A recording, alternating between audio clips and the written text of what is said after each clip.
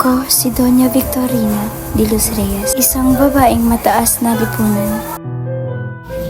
Hindi tulad ng mga ordinaryong Indo. Ako'y may dugong Kastila. Nung ako'y bata pa, hindi ko maintindihan. Bakit tila ba ang mga mapuputi at matatangos ang ilong ay igalang, habang kami mga kayumanggi ay minamaliit? Nasanay akong makita ang aming lahi ay nakauko. Laging sunod-sunuran, laging nasa ilalim. At alam ko, hindi ko kailanman hahayaang manatili ako roon. Kaya't nang lumaki ako,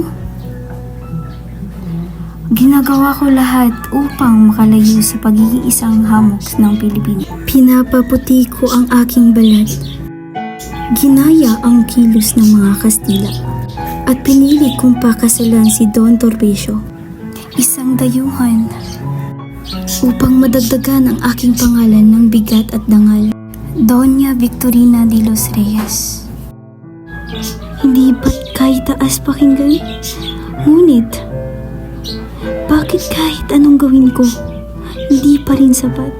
Bakit tuwing nakatalikod ako, naririnig ko pa rin ang kanilang bulong-bulungan?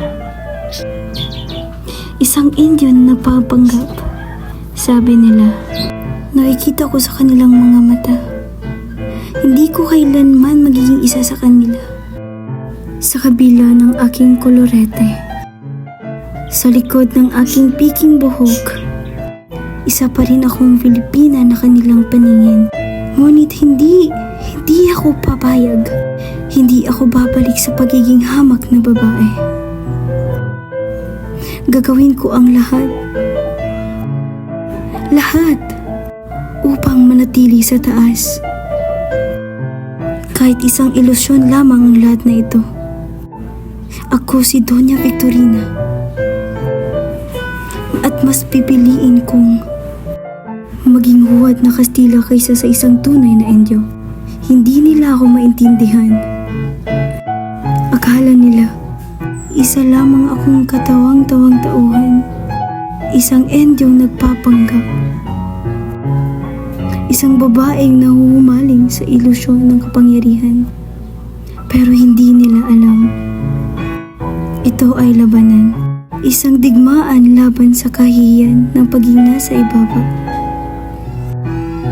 Laban sa takot ng manatiling alipin sa sarili kong bayan.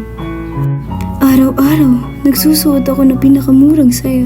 Isinisapit sa aking leeg ang mga perlas at alahas na sumisigaw ng yaman.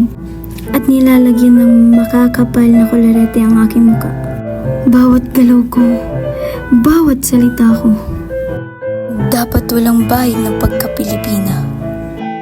Sapagkat ang pagiging Pilipina ay nangangahulugang pagiging aba.